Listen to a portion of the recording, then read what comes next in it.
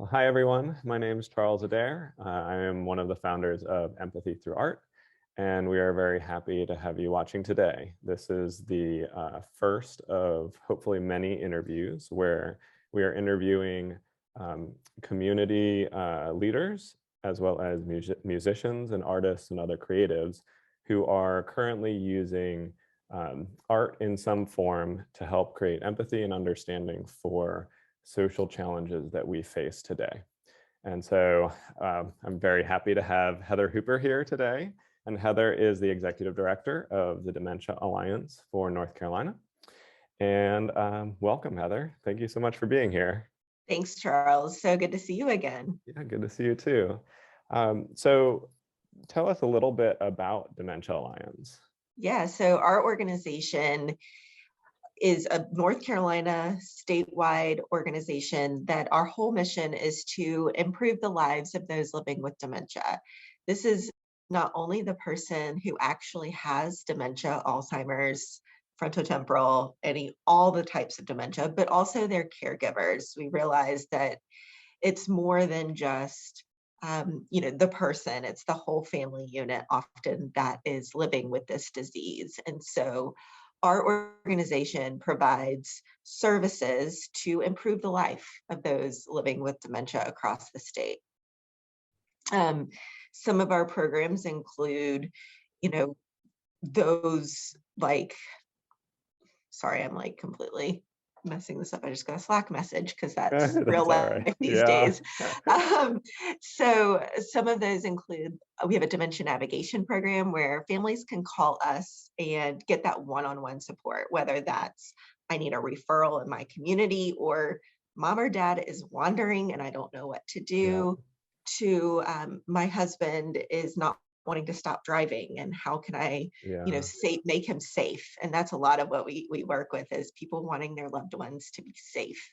And then also we have a lot of education events, so providing that education to the family caregivers as well as professional caregivers to give them the platform, the knowledge, the tools, the resources to help their loved ones, hopefully to help their loved ones age in place longer, or, and make those decisions as they're moving through that dementia journey. And then we have a wonderful music and memory program that I know we'll talk a little bit more about, as well as we fund a little bit of research here locally in North Carolina. Oh, wow. Yeah, Very so a nice. little bit of everything. Yeah, that's quite a lot. So for our viewers that maybe aren't interacting with someone with dementia regularly, or who haven't before, what are some challenges that people with dementia face on a daily basis? Absolutely. So, the first thing that I think of is just, especially in the early stages, is losing that independence. Someone may or may not realize that there is an issue beyond just normal aging. And so it's very frustrating. We go from making all of our decisions of what to eat, when to drive, where to go, when to use the bathroom, even, those day-to-day decisions. And little by little, the loss of independence is one of the biggest challenges that we face. And then for the person living with dementia, communicating with their loved ones becomes a lot harder. So being able to tell a story or recall a memory, or even just say, I want butter on my toast, and they can't think of that word, it becomes very frustrating. To down the line, being able just to communicate basic needs is a lot of, challenge for the person actually living with dementia. And then I think about society in general and how we as a society react to people living with dementia. We are not set up to be age friendly or even dementia friendly. And so some of the work that we do is working with other local organizations that are in communities to make it more dementia friendly, to train. We work a lot with Dementia Capable Cares, who is out of the Triangle and out of mostly Cary, but they trained the bus drivers in the town of Cary to be dementia friends, to Wow. understand how to identify someone living with dementia, how to help someone living with dementia. So I think, having more people trained, they also did a training with some of the Wake County librarians. We want these people to feel comfortable living their life and living a quality of life for as long as possible. And so making our community more dementia friendly is a big part of that.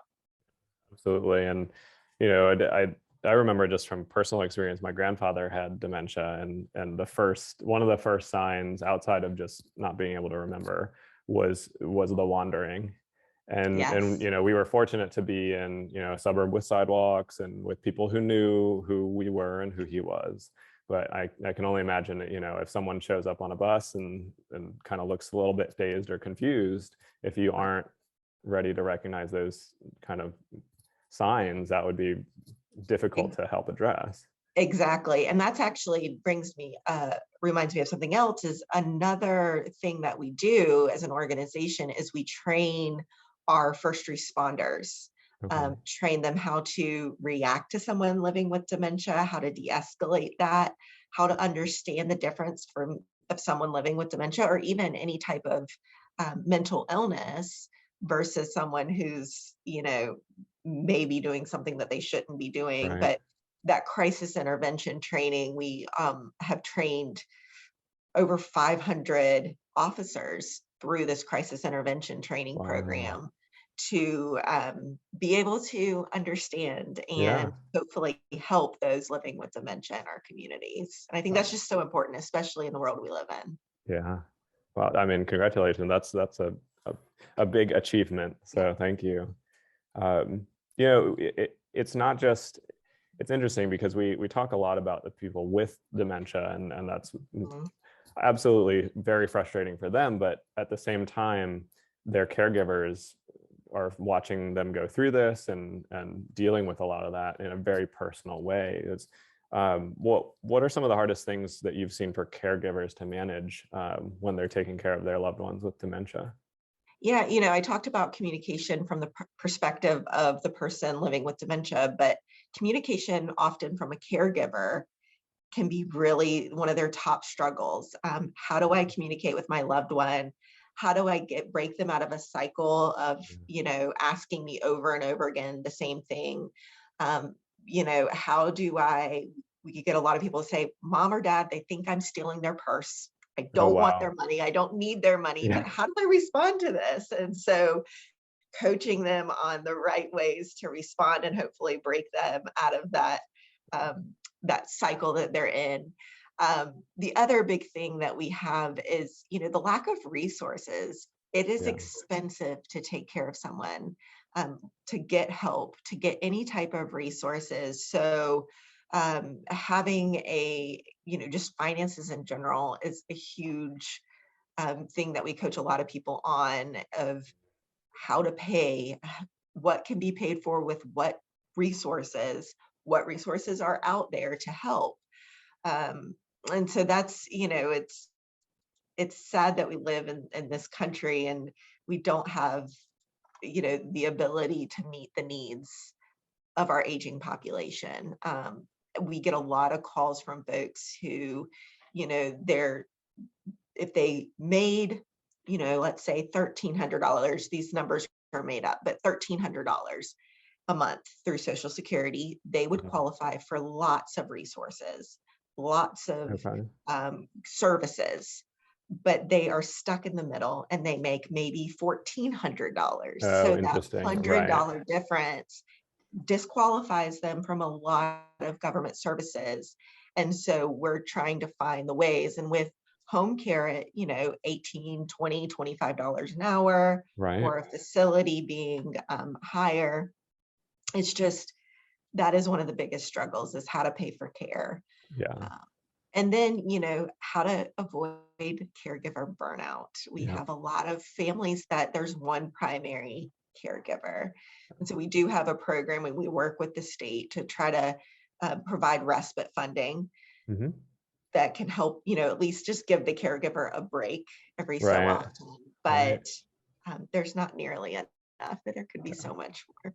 Yeah. And that, I mean, so many people are working so many hours too, and have Yeah. kids at the same time. So I can't imagine, if you're trying to balance having the time to take care of your kids and your parents Yes. maybe, and then pay for childcare or pay for in-home care for your family. That's really challenging. Absolutely. Yeah, we are seeing more of that with the sandwich generation. Yeah. Our generation, a little bit above ours, people are caring for their aging parents and they have kids at home.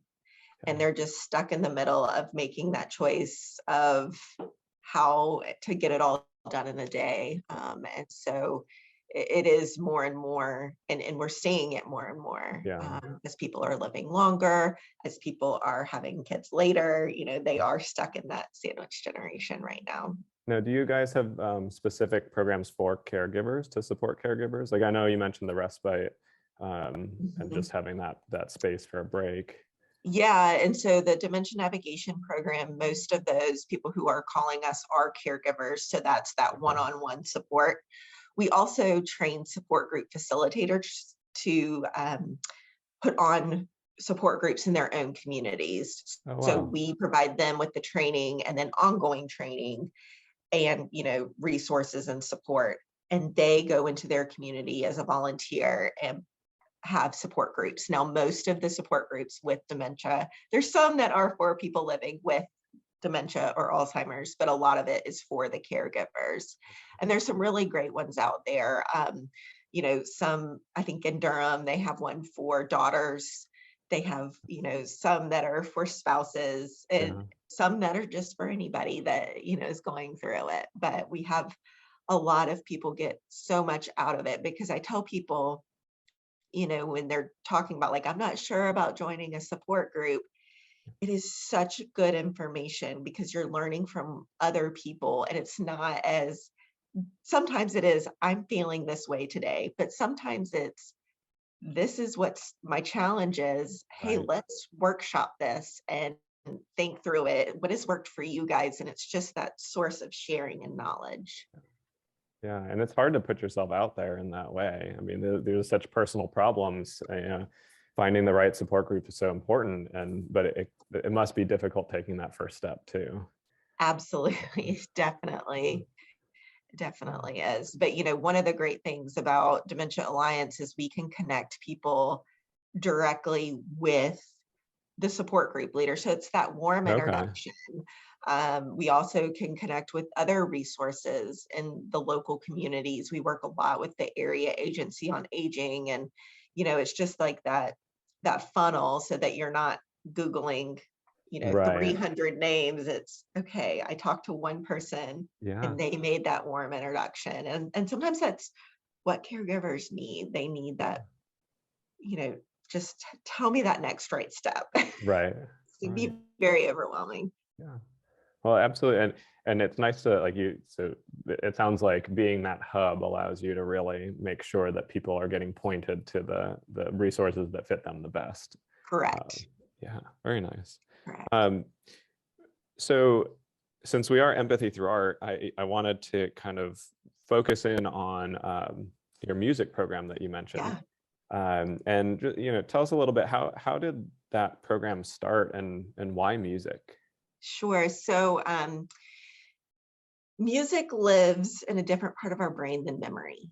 It lives more in emotions. And so there's been a lot of research done throughout the years that ties research or ties music to that different part of our brain, and also ties it to just being able to express oneself, being able to reduce agitation, which is Mhm. huge for dementia, increase nutrition, make things easier, and just bring about joy, right?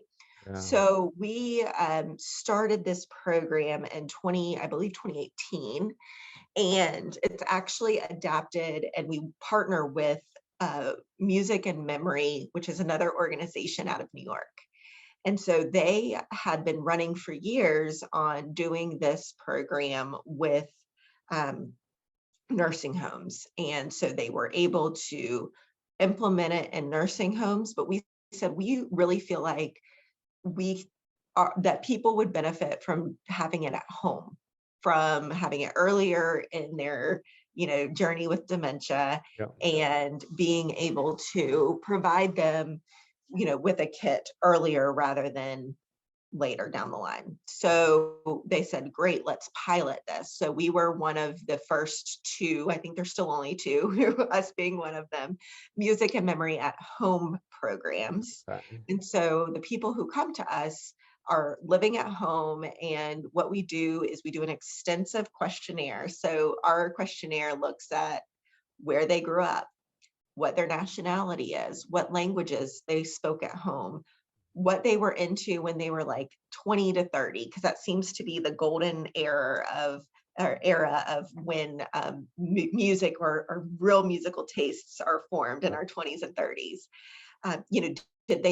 Were they in the service, that type of thing. And so we and what artists do they currently like? And so we make up a playlist based on all those different factors, and we test it with them. So we play the music for them before we download it into their kit, to see their reaction. And so we have a music party, which is like a ton of fun. And I'll have to send you a video of one of our sweet participants. She was up and dancing and just having the best time. And, her son is just smiling. And it offers a way to connect. It offers a way to just bring joy. It's not something that is, super, super innovative or super, super different. It's listening to music that we like. But, just taking you back and feeling that feeling can be so powerful. It is also, with music, is a great way to reduce medication, having to be on so many medications. Yeah. And so that is something that is, really powerful too. If you can decrease agitation, that your person may be agitated at a certain time, let's put on the music before we go. Let's get them in a good mindset. Some quick anecdotes. We had a lady who, quality of life was very, very not good. And we gave her a music kit and she started using it. And she was actually in a pilot study that we did. But, all of a sudden she started speaking Italian again. Now, the woman was Italian, but had not spoken Italian in years. And they're like, when did she start speaking Italian? But she just started speaking it again. And she ended up passing away not too long after she received her kit. But she just loved it so much that her family played the music from her kit at her funeral, because it just brought her so much joy during those last days of her life. Another gentleman, he was listening to his music, and afterwards he started singing a song, and it was like more of a chant. And his daughter was like, I don't know what that is. And so our volunteers were like, we've got to figure this out. So they wrote it down and they were searching for it. So the next time they went, his dad or his son was there. And his son said, oh no, that's not a song. It's the chant that he used to sing as a boy when he would jump rope in the streets. Oh, wow. And it just evoked that much memory and was able to, just bring joy, bring back some reminiscing. And it's just so cool to see what music can do. Absolutely. I mean, it makes so much sense. There's a ton of research out there that music is one of the easiest ways to change your mood, Yes. And so absolutely that makes sense that it could trigger that change, or maybe the happiness or the dancing or calmness, and and as a stress reducer too. So absolutely. And we say, okay, if you have a doctor's appointment, we put a drawstring bag, a reusable bag in with the kit, so that people can take it with them anywhere they want to go. and it comes with headphones and a speaker and a simple MP3 player, instructions and chargers and all that. But we say, if you have a doctor's appointment, play the music ahead of time. If your Mhm. person has a hard time showering, turn on the music. Sometimes that can help, Yeah. put them in that better headspace, that better mood to get the hard things done. And it's a great way to bring in other family and friends to connect. So Wow. I mean, that's amazing. And, I'll get those links from you too, because I'd love to share those as well. And we can put them in the comments here, or description of this video too. So yeah, thank you. absolutely. That's really neat. Um, you mentioned all these programs and being the hub for information, et cetera. And kind of what are your next steps? What are your plans for the future of Dementia Alliance and other programs that might pop up? As an organization, we are really just trying to grow all over the state of North Carolina, and serve families right here in North Carolina. Typically in a year, we serve about 13,000 families through all of our Yeah.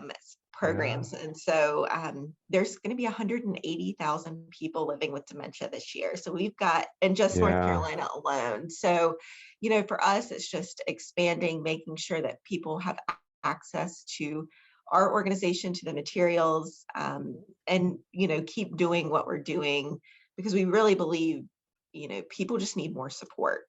Yeah. And so another big initiative of ours right now is to do more outreach into rural communities. And Mhm. so we've been doing more of that this year. Yeah. And we have moved a lot online, which has been great to be able to reach more people. But we realize there's still a population of people that aren't going to go online that still need this information. And so hoping to get more in person as the COVID numbers are going down. Oh, that's really great. Well, thank you so much. We can wrap up, but before we do, I want to make sure that anyone who's watching or listening knows how to get involved and support you guys. So Absolutely. what can people do to help support Dementia Alliance? The biggest thing right now is going on our website, learning more about what we have going on. It's dementianc.org. And there you can learn about ways to volunteer or make a donation if that's something that people are interested in doing. That's good. Well, thank you for being here today. And as always, thank you for all of your support throughout Empathy Through Art's kind of start. Yes, absolutely. Love And this program. yeah, we'll get all of this information out there and share it with people and hopefully talk to you again soon.